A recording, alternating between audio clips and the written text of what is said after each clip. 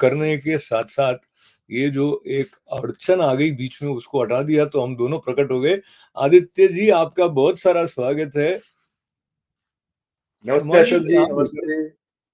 आप जब सहस्वर सुंदरकांड का पाठ करते हैं, तो एक चौपाई है जिसका बार-बार उसको दोहराया जाता है। उस चौपाई के सस्वर पाठ या थोड़ा गाकर आप यदि प्रारंभ करें तो बड़ा आपका आभार।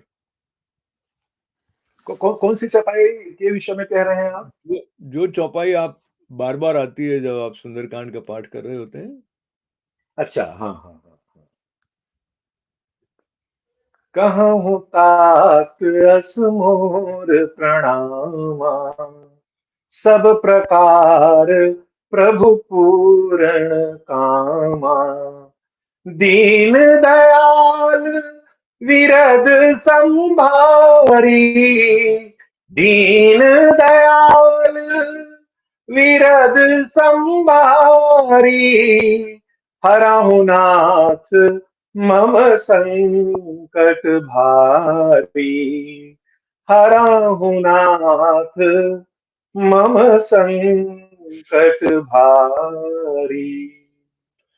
तो संकट शब्द से मैं ये भी याद करूँ पंक्तियाँ, संकट कटे मिटे सब पीरा, जो हीरा, सुमिरे हनुमत बल बीरा। तो हम बल। मिलकर जब हनुमान जी का स्मरण कर रहे हैं, तो हमारे आपके सारे संकट, और कई बार संकट ऐसे होते हैं जो बाहर से कम हमारे अंदर से ठीक-ठीक दृष्टि के अभाव के कारण उत्पन्न हो जाते हैं। और जब सफल व्यक्तित्व की बात आती है, तो सफल व्यक्तित्व के लिए किस प्रकार से हनुमान जी की प्रेरणाएँ हमारे लिए बहुत-बहुत प्रासंगिक हैं, उस पर पुनः मैं आपका धन्यवाद करूँ कि आपने एक पुस्तक रूप में अपने चिंतन मनन को हम तक पहुँचाया है। और उस श्रृंखला में जो कुछ गुण आपको लगा कि सफल व्यक्तित्व के लिए हनुमान जी सीखे जाने चाहिए, उनमें से कुछ की चर्चा हम करते रहे हैं। और उस श्रृंखला को आगे बढ़ाते हुए एक आपने बताया परिस्थिति के अनुसार व्यवहार। तो ऐसा लगता है कि ये बड़ी कॉमन सी बात है, मतलब ये ऐसा लगता है कि वही कॉमन सेंस की बात है। पर सुंदरकांड इस कॉमन सेंस को स्पेशली कैसे हमारे लिए प्रैग्मेटिक, प्रैक्टिकल और लाभप्रद बनाती है, उसके बारे में आप बताएँ? हमारी जितनी भी समस्या है अशोक जी, जैसे आपने कहा ना कि जय जय जय हनुमान गोसाई, कृपा करहु गुरुदेव की नाई। तो जब अब हम गुरु मान लिए हैं, तो छोटे से छोटे बातों की सूक्ष्म विश्लेषण जब तक हम गुरु के माध्यम से उनके उनके ज्ञान के माध्यम से हम नहीं समझेंगे, तो ना तो गुरु की सार्थकता है, ना तो शिष्य के रूप में हमारी सार्थकता है। और आपने कहा ना कि संकट कटे मिटाए सब पीरा, तो पहले तो पीरा का कारण ही समझ ले। जब जब जब जब हमको पता ही नहीं है कि समस्या क्या है, तो फिर हम हनुमान जी को भी नहीं बता पाएंगे। तो ये जो पीड़ा का कारण है अशोक जी, इसके दो कारण हैं जो जितना मैं समझता हूँ, है ना। और बहुत सारे कारण हो सकते हैं, लेकिन यदि उनको मैं दो बैकेट में डाल लूं आज की चर्चा के संदर्भ में, तो जी। एक तो परिस्थितियों के कारण कारण है, पीड़ा है। एक तो परिस्थितियों के कारण पीड़ा है, और दूसरा मन इस कारण पीड़ा है। ये दो ही कारण होते हैं पीड़ा के। या तो परिस्थिति मेरे अनुकूल नहीं है, या मन स्थिति मेरे अनुकूल नहीं है। हमेशा मन स्थिति है वो परिस्थिति पर डिपेंडेंट रहता है। It is not other way round, है ना। मन स्थिति खराब है तो परिस्थिति खराब होने की संभावनाएं कम रहती हैं, लेकिन परिस्थिति खराब है तो मन स्थिति जल्दी है वो हम खराब कर लेते हैं। और हनुमान जी हैं, वह बताते हैं कि परिस्थितियां कुछ भी हो, मन स्थिति को मजबूत रखोगे तो परिस्थिति अपने अनुकूल कर सकते हैं। तो परिस्थिति अनुरूप व्यवहार का अर्थ ये है। यदि रामचरितमानस के तीन पात्र मुझको बहुत प्रिय हैं अशोक जी, सारे पात्र प्रिय हैं, लेकिन मैं व्यक्तित्व निर्माण के संदर्भ में, सफल व्यक्तित्व के संदर्भ में तीन पात्र को विशेष रूप से उनका स्मरण करता हूं। एक तो राम जी, दूसरे हैं भरत जी, और तीसरे हैं हनुमान जी। मेरा अपना विश्वास है ये तीनों अपने चरित्र से, अपने व्यक्तित्व से एक त्रिकोण बनाते हैं। और मानव जीवन के संपूर्ण संघर्ष, जिजीविषा जो भी है, जो भी कामनाएं हैं, इस त्रिकोण के भीतर ही है। इससे बाहर जाने की आवश्यकता नहीं है। राम है, परिस्थितियों को कैसे अनुकूल करना है बताते हैं। वो परिस्थितियों से भागते नहीं है राम, उनकी परिस्थितियों के मतलब कोई भी परिस्थितियां आती है, राम उनको स्वीकार करते हैं, और उन्हीं परिस्थितियों में एक श्रेष्ठ मानव के रूप में, एक आदर्श मानव के रूप में, एक पुरुषोत्तम के रूप में क्या आचरण किया जाना है, यह अवसर खोज लेते हैं। भरत जी ये के साथ परिस्थिति। ये जी अपना बोलिए, क्या आप है कुछ कि कहना चाह काम रहे हैं। सवाल करने का। तो अब आपने कहा कि वो राम जी जो हैं वो परिस्थिति के अनुसार परिस्थिति का सामना करते हैं सर। देखिए, और उनके मन की बात भी आपके द्वारा थोड़ी-सी और स्पष्ट होगी, और हम पूरी श्रद्धा के साथ बात करें इस दृष्टि से मैं कह रहा हूँ कि अब जिस तरह का मन हम में से अधिकतर लोगों का सुविधा के भोग के साथ है, तो वो इसमें भी प्रश्न चिन्ह लगाएँगे कि राम जी ने अपने पिताजी के कहने से वनवास जाना क्यों स्वीकार किया? वचन तो पिताजी ने दिया था। इस संबंध में भी आपका कुछ चिंतन यदि हमारे साथ बाँटें? क्योंकि अब मैं इसको फिर दोहरा रहा हूँ अपनी बात को, कि परिस्थिति के अनुसार कौन कैसा व्यवहार करता है, उससे उसके चरित्र का पता भी चलता है, लेकिन साथ ही साथ किसका चरित्र कैसा है, वो इसका निर्धारण करेगा कि वो किस परिस्थिति में क्या करे। इस संदर्भ में थोड़ा और स्पष्टता। अशोक जी, ये संपूर्ण चीजें हैं वो अपने आप पर निर्भर करता है कि मैं क्या चाहता हूँ अपने। मैं अपने जीवन को छोटे-छोटे लक्ष्य में समर्पित करना चाहता हूँ कि मैं अपने लिए एक व्यापक लक्ष्य बना करके रखा हुआ हूँ। जैसे आपने कहा कि हम जैसे लोग हैं, हम यही व्यवहार करते हैं कि वचन तो पिताजी का है, मैं क्यों उसमें पढूं? है ना? और इसके बाद भरत जी हैं, वहां जाकर के वो उनको मनाने का भी प्रयास करते हैं, फिर भी राम नहीं आते। क्या है हुँ, अशोक जी? विजय है ना, वह सापेक्षिक है। जैसे मैं आपको कहूं कि कैकेयी के मन में जो भरत को राजा बनाने की जो बातें आई थी, उसके पीछे कैकेयी का लोभ था। तो कैकेयी के अंदर लोभ था कि मेरा बेटा राजा बने। और लोभ पर यदि विजय पाना है तो उसके लिए यदि यदि हमेशा के लिए विजय पाना है, तो राम जी भी विचार करते हैं कि भाई यदि मैं राजा बन जाऊं, मैं धर्म के लिए अपने ढंग से व्याख्या करूं कि ये वचन तो पिताजी का है, मैं क्यों मानूं, तो मैं राजा बन सकता हूं क्योंकि बहुमत मेरे पक्ष में है। लेकिन वह क्या होगा कि मेरा लोभ होगा, तो कैकेयी के लोभ के ऊपर मेरे लोभ का विजय होगा, तो दुर्गुण के ऊपर दुर्गुण का विजय होगा। राम जी तय करते हैं कि मैं दुर्गुण के लिए हथियार दुर्गुण का नहीं उठाऊंगा, तो लोभ पर विजय पाना है तो उसके लिए त्याग है। और हनुमान जी हैं, त्याग का रास्ता चुनते हैं और कैकेयी के लोभ पर हमेशा से विजय पाते हैं। राम की विशेषता क्या है बताता हूं अशोक जी। राम जी की विशेषता ये है कि रावण कभी अपराजय नहीं रहा। रावण को बहुतों ने हराया है। और अंगद यही कहते हैं कि सुन रावण रावण जग केते, मैं निज श्रवण सुनहु सुन जेते। मैंने अपने कानों से जिन रावण के बारे में सुना है रावण, तुम बताओ। एक राजा बलि के पताल लोक में गया हुआ था, राजा बलि उनको बांध करके घुड़सवाल में रख लिए थे। एक सहस्त्रबाहु के साथ लड़ाई हुई, वहां से रण छोड़ करके भाग गए थे। और एक तो मेरे पिताजी बाली के कांख में 6-6 महीने तक थे। तुम कौन रावण हो? वस्तुतः तीनों रावण वही होते हैं। लेकिन अशोक जी, आप कभी चिंतन कीजिएगा कि रावण पर विजय प्राप्त करने का श्रेय इन तीनों को नहीं मिला। ना तो बलि को मिला, और ना ही सहस्त्रबाहु को मिला, और ना ही बाली को, क्योंकि वहां पर बुराइयों से बुराइयों की लड़ाई थी। रावण एक बुरा व्यक्ति है, तो ये तीनों के अंदर उतनी ही पर्याप्त बुराइयां थी। तो जिसके अंदर ज्यादा बुराइयां थी, बड़ी बुराइयां थी, वो जीत गया। लेकिन रावण पर विजय का श्रेय सिर्फ राम को मिलता है, क्योंकि वह असत्य पर सत्य का विजय था। तो राम आदर्श पुरुष थे, वो जानते थे कि मैं अपने विजय को चिरकाल के लिए सुनिश्चित करना चाहता हूं। ये परिस्थिति जन्य विजय नहीं चाहते थे राम। और ये बहुत बड़ा मंत्र है हमारे लिए कि मैं छोटे छोटे लाभ के लिए क्या मैं कौन सा निर्णय लेता हूं, या अपने अभी के ये तात्कालिक लाभ को छोड़ करके उसकी तिलांजलि दे करके मैं बड़े लक्ष्य के लिए अपने आप को समर्पित कर पाता हूं।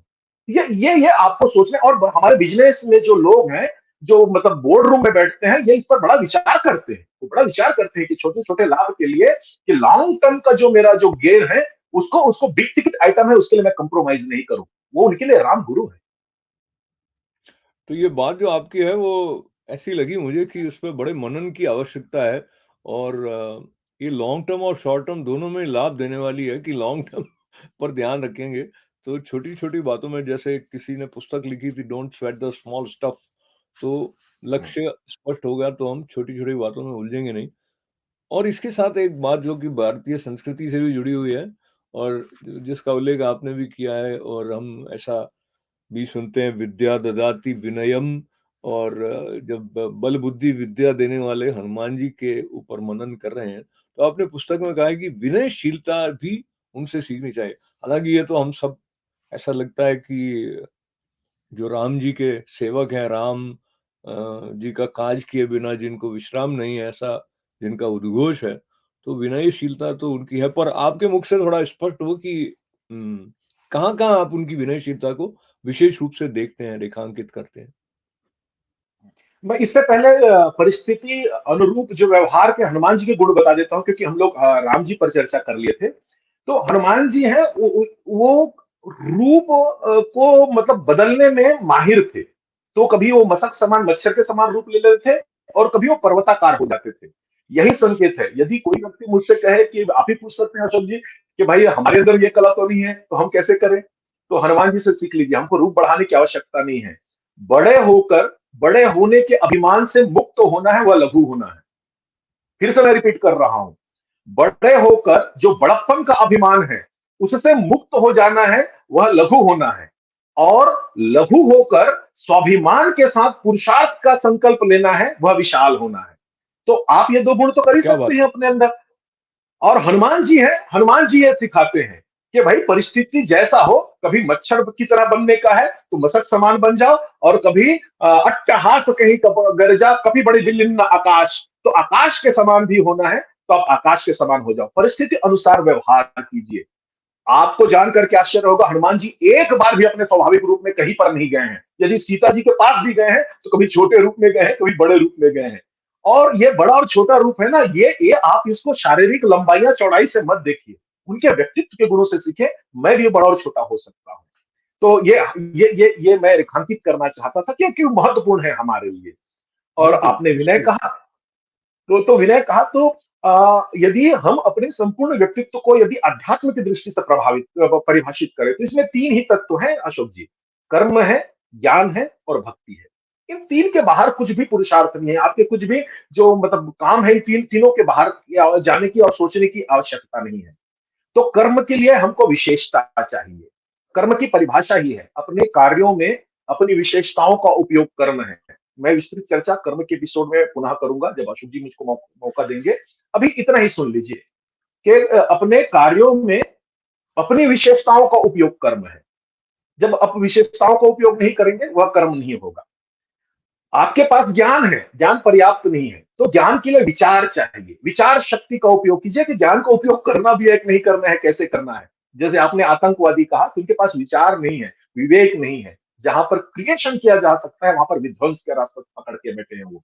तो ज्ञान के लिए आपको विचार चाहिए। और भक्ति को यदि आपको व्यापक रूप में समष्टि के लिए करना है, तो वहां पर विनय चाहिए। विनय के बिना भक्ति है तो वह आप उसकी साधना नहीं कर सकते।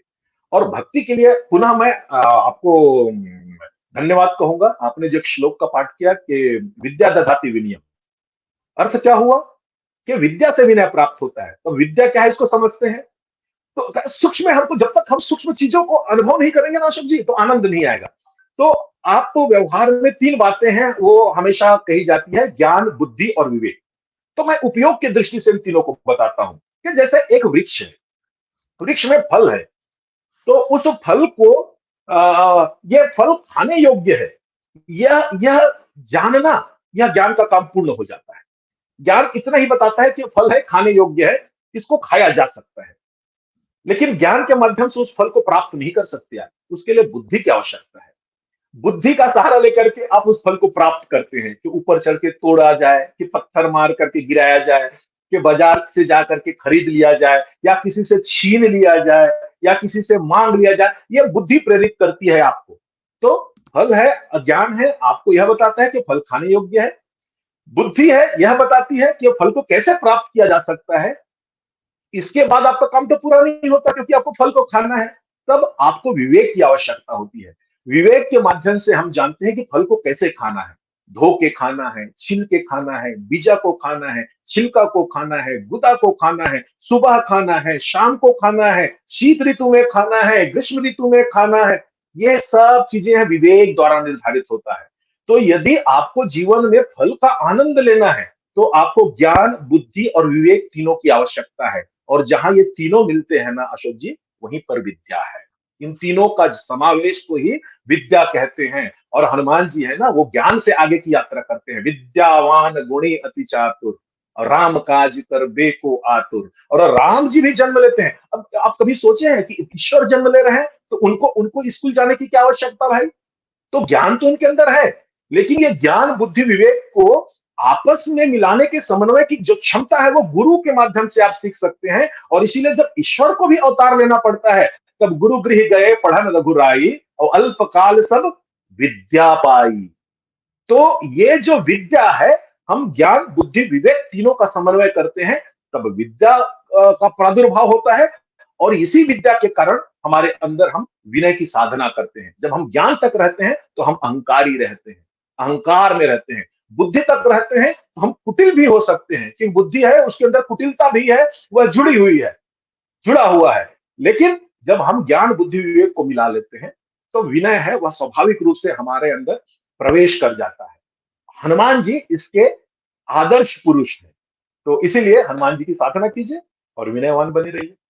तो विनयशीलता की जब बात हम कर रहे हैं तो आदित्य जी, ये कई बार ऐसा, पहले मुर्गी की अंडा, तो कहते हैं अगर आप विद्या है तो विनय आ गया, लेकिन विनय नहीं है तो विद्या भी नहीं आए नहीं आएगी, ऐसा भी है। आप अहंकार में रहेंगे तो अंदर से बंद-बंद रहेंगे। इसके बारे में आप कुछ जी। टिप्पणी करें, उससे पहले मैं ये जो पूरी बात है, विद्या ददाति विनयम विनयात् ददाति पात्रताम पात्रत्वात् धर्म आपनोति धनात् धर्मः ततः सुखम, इस प्रकार का जो है ये पूर्ण, तो उम, विनयशीलता है तो पात्रता आती है। वही बात मैं पहले कह रहा था कि पात्रता है तब विद्या आएगी। इसके बारे में आप थोड़ा ये अपने विचार बाँटें। पात्रता का कहने का अर्थ है अशोक जी कि आप आपके अंदर पात्रता क्या है। तो अब मैं पात्रता तो कहूं तो एक नागरिक के रूप में मेरी पात्रता देश के प्रधानमंत्री और राष्ट्रपति बनने की है। मुझको कोई रोक नहीं सकता, मैं पात्र हूं। लेकिन मैं बन सकता हूं क्या? एक कर्मचारी के रूप में मेरी पात्रता संस्था के प्रमुख बनने की है कि मेरे पास सारे क्वालिफिकेशन है। तो क्वालिफिकेशन वाइज कोई मुझको रोक नहीं सकता, सिर्फ मैं हूं। तो प्रधान मेरे एक नागरिक के रूप में प्रधानमंत्री बनने के बीच में सिर्फ मैं हूं। यदि मैं तय कर लूं तो मैं रास्ता तो शुरू कर सकता हूं ना। तो वैसे ही एक मनुष्य के रूप में हमारी पात्रता है वो नर से नारायण बनने की है। तो ये जितने व्यक्तित्व के जो गुण है वो हमको सिर्फ पात्रता है वो प्रदान करते हैं। लेकिन पात्रता के लिए योग्यता चाहिए, पात्रता को अर्जित करने के लिए योग्यता चाहिए। और पात्रता को अर्जित करने के लिए योग्यता के समूह को ही व्यक्तित्व कहते हैं। व्यक्तित्व की यही परिभाषा है। जो समूह है, जो जो योग्यताओं के जो जो क्वालिफिकेशन के लिए जो जो जो चीज अहर्ताएं हैं, जो आप अपनी पात्रता को प्राप्त कर सके। जैसे भक्ति के रूप में आपसे नर से नारायण बनना है तो आपको भक्ति चाहिए, विनय चाहिए, ये सारे चीज हैं। इसका जो समूह है वो व्यक्तित्व कहलाता है। तो विनय है वह एक श्रेष्ठ मनुष्य बनने की आपकी पात्रता आपके अंदर तो है ऑलरेडी, उसको परिणित करना है। तो विनय है आपके लिए एक सहायक सिद्ध, आप उसको कर सकते हैं। तो विनयशील बनने में हनुमान जी पर जैसे ध्यान करने से और हमारे शास्त्रों के अध्ययन से एक निष्ठा के साथ जो संस्कार जागृत होता है, उसमें स्वतः विनयशीलता आ ही जाती है। सबसे प्रेम करने का भाव आ ही जाता है और हम अशोक जी स्पेसिफिक। एक बात जोड़ना चाहूंगा अशोक जी। अशोक जी एक बात जोड़ना चाहूंगा। मैं जब हनुमान जी पर कहीं पर मैं चर्चा कर रहा था तो किसी ने मुझसे पूछा कि यदि विनय ना हो तो क्या होगा, क्योंकि हमने बहुत लोगों को देखा है जिनके अंदर विनय नहीं है लेकिन वो जीवन में बहुत सफल है। तो सफलता के लिए विनय है कोई मतलब बहुत आवश्यक है, यह तो नहीं है। तो मैंने कहा हाँ, विनय के बिना बिना आप सफलता तो प्राप्त कर सकते हैं। मैं आपसे भी सहमत हूँ। लेकिन लेकिन वैसा ही है कि मंजिल तक तो आप यात्रा में पहुंच जाओगे, लेकिन वैसे ही है कि आप बिना साइलेंसर की गाड़ी चला रहे हो।